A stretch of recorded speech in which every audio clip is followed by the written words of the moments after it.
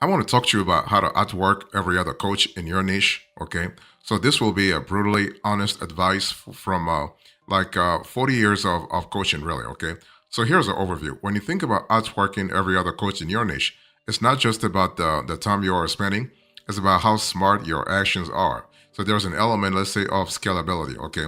You also got to pay attention to, you want to pay attention to, let's say, how your clients or your prospects are responding to the uh, the tactics, the strategy that you have. Okay, so one thing for sure, if you want to outwork every other coach in your niche, you gotta really understand that if you have the right tools, you have the right content, but you're not consistent, you're not going to be able to really scale big time.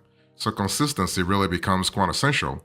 Let's say if you are trying to outwork every other coach in your niche. Okay, so to actually beat your competition, you got to really develop and implement strategies that give you a leg up on your competitors. Remember that your competitors are also very smart. There is a reason why they are in the industry. There is a reason why they are reaching out to customer, they're reaching out to prospects. So be analytical on that front, okay? And also, when you think about outworking, outsmarting, overcoming challenges as a coach, you have to understand that you have to sometimes you might want to talk to other coaches, maybe not in the same niche, maybe not in the same vertical, maybe not in the same geography, but you can also think about partnership. I will talk about that later on, okay? So how to use, let's say, partnerships to outwork every other coach in your niche. One thing I want to say also, but before I forget here, is that if you think about outworking every other coach in your niche, you have to also understand how you price your sessions, okay? How you derive a revenue. What kind of strategies you have to actually engage with your prospects. Do you have a strategy like based on landing pages, on sales pages, on blog articles? Do you have a social media content strategy? Do you have a social media presence? So everything will depend on how you position yourself and how you want to position your business. So when it comes to outworking every other coach in your niche, here are a few tactics I want to give you this year so you can really, outrank your rivals. First, you got to know your customers. So the whole thing is that if you are a coach, whether you are a life coach, whether you are a fitness coach, whether you are an executive coach, a sales coach, a business coach, or have you have to know the audience you are speaking to, and you want to really develop this sort of bond with them. Okay, so the whole thing about developing an audience strategy starts with customer research. So you want to really understand who your customers really are. Okay, the cool thing is that your existing customers can really help.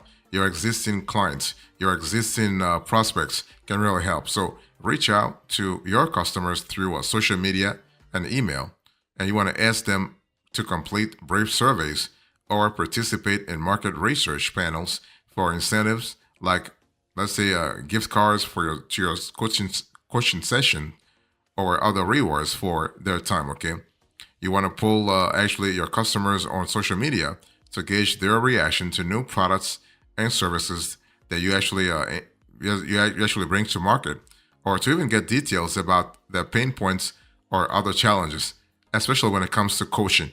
Why would they really need coaching in the first place?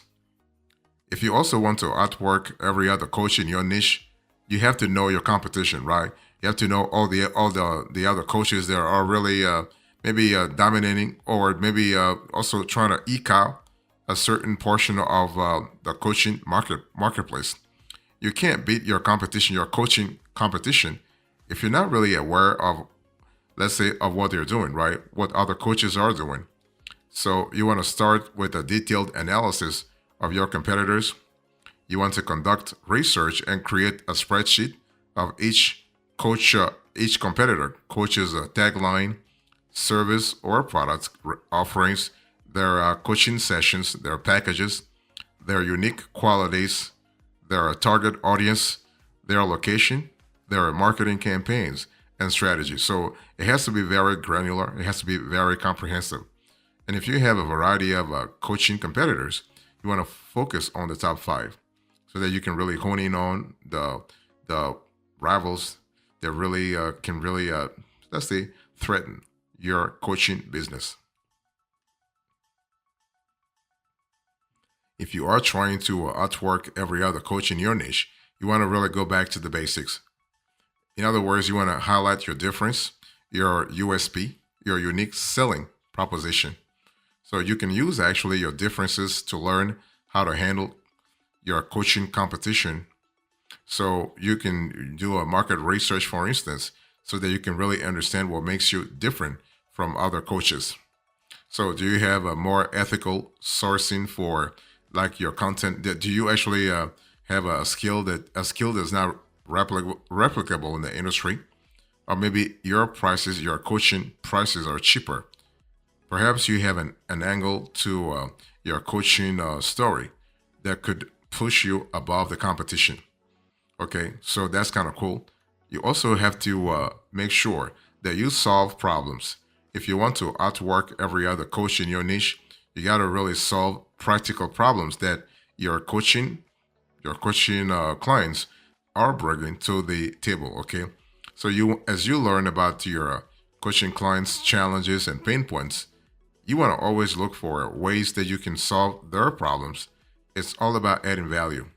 So when you have to know when your coaching sessions can help, and if they can help customers, you are able to make a sale and encourage actually a loyalty from your clients. Okay, and because it's all about adding value. You want to add value to their lives, and the best way to add value is to actually solve problems. Okay, so that's kind of cool, and you also want to pay attention to how you are able to scale. So when I say solving problems, you want to think about how to solve problems for 5 clients versus how to solve problems for 50 clients, or how to solve problems for 500 clients. So there has to be an element of scalability that's really embedded into your coaching strategy. So if you want to outwork every other coach in your niche, you have to really solve problems, and you have to solve problems actually in a scalable manner. If you want to outsmart every other coach in your niche, I have good news for you. You want to pay attention to your messaging. Okay, so if you are able to have a clear USP, a unique selling proposition, you want to make sure that all your messaging as a coach reflects and supports that USP. You may need to update everything from your taglines and your logo to your style guide and marketing approach. Okay, so you are able to get things done, let's say in a clear manner. I mean, the whole idea here is to clarify your message. Okay, your coaching business needs a clear message to attract clients, and customers want to know what you can do for them as a coach, and something that no one else can, no other coach can. Okay, so you want to really win. You want to have the right strategy to win business actually on a consistent manner, on a consistent pattern. So by consciously considering your audience with each message, you will be able to communicate more clearly with consumers. You also want to explore strategic partnership opportunities with other coaches. I've said this to you a little earlier, but it is critical because if you are a business, partnership opportunities are very popular right now. I mean, most coaching businesses are reaching out to others, hoping to reach a new market or demographic. So, this symbiotic relationships help both partners by providing some opportunity that was not otherwise that was attainable otherwise. So that's kind of cool. If you want to really think about having a win-win situation, okay. So now, when considering partnerships, you want to consider actually when yeah, you want to consider what your coaching business needs to succeed, and you want to act on that opportunity. Okay, so that you have a clear idea of what works. You have a clear idea what works not only in terms of your demographics but also your geography. In a broader sense, what I'm talking here about is psychographics. So, what's the impact of partnerships on the larger point of psychographics? So, if you're able to resolve this issue in a in a proper manner, like in a consistent manner, you're able to get things done faster. So if you are thinking about outworking every other coach in your niche, I want you to think about considering new markets, because if you want to really pay attention to, if you pay attention to your niche, you will realize that that niche is kind of limited. Okay, I mean, if you have 1 million, if you even if you have 1 million people, 1 million prospects in your niche, 1 million is kind of limited. Again, from a scalability point of view, so you got to really think about variety. Think about diversification. Okay, don't put all your eggs in the proverbial basket, in the same proverbial baskets. You want to put all your egg. You want to put different eggs in different baskets. So moving into a new market can open up a world of new opportunities and provide actually the chance to reach a new audience. So if you focus, for instance, on multiple markets, you may be able to grow your coaching business into a more extensive operation. And that's what you want. So consider focusing on a different customer demographic, or even moving into a new industry that could also benefit from your coaching services. So it's all about looking for new opportunities. Okay. You also want to focus on customer relationships. So building meaningful customer relationships is actually key to competing with other coaching businesses. So when you take the time to engage with your customers or with your clients, with your coaching clients, and you understand their preferences, okay, and if you are able to provide a positive experience during every interaction with your business, you can actually build customers' trust in your brand, and that's kind of important from a flexibility point of view, okay. And customer relationships are really the foundation of customer loyalty, and a good relationship can actually keep your customers from buying from your competitors, from other coaches, from other coaches in your niche. Okay, so that's kind of important, because especially if you're able to have a stellar customer service in your coaching business, you are able to increase your brain's visibility real fast, especially when people talk. Okay, clients talk.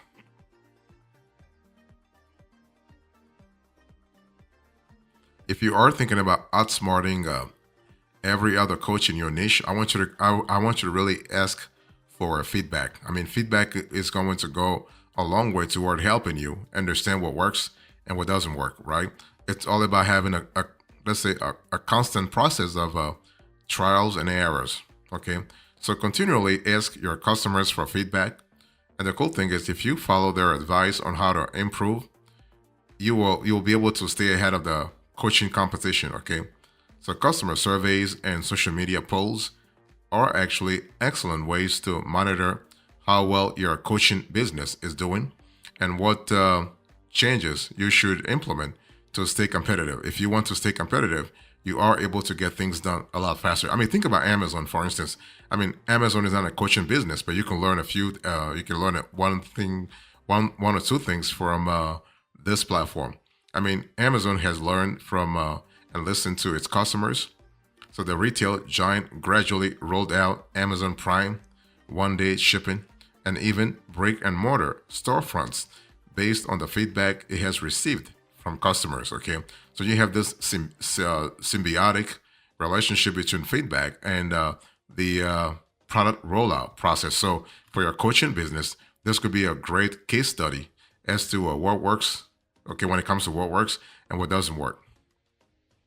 Also, if you want to outwork every other coach in your niche, I want you to think about innovation. I mean, innovation is a lifelong process anyway.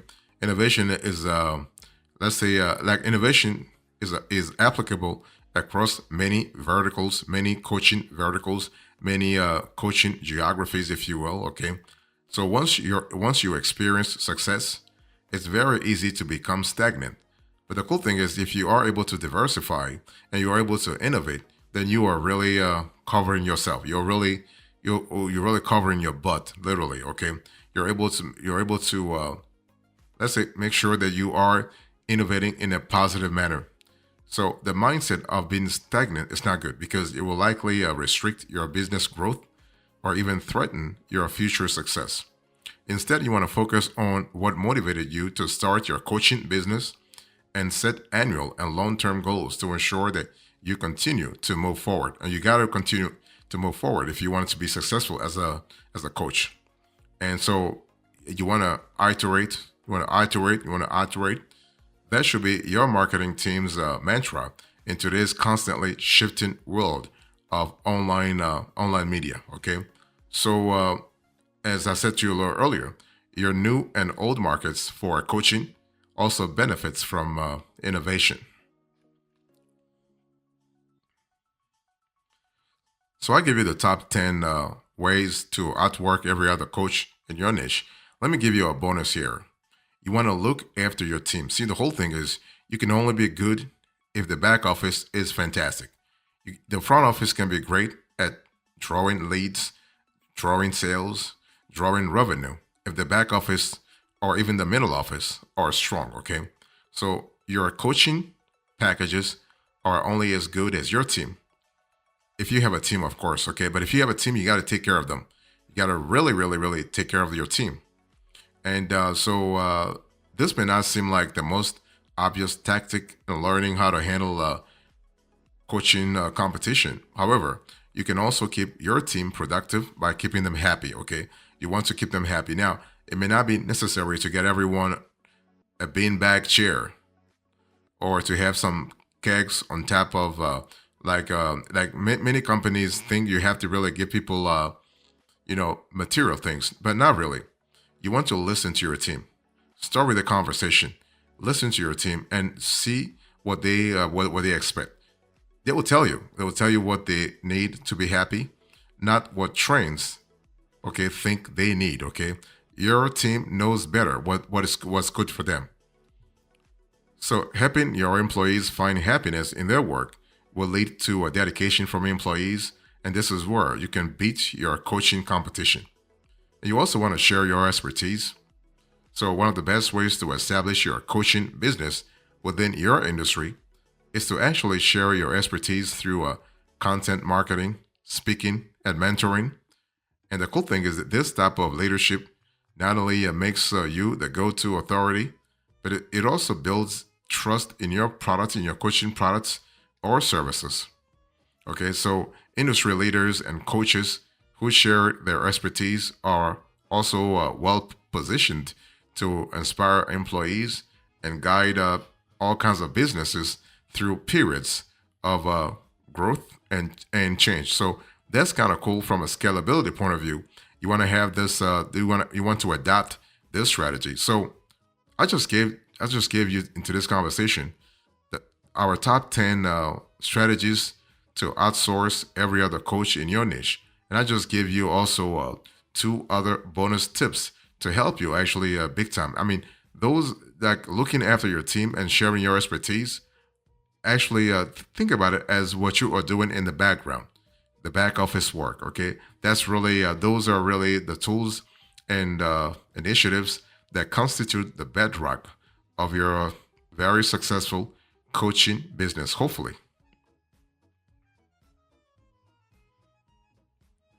So, in closure, into this conversation, I spoke to you about how to outwork every other coach in your niche.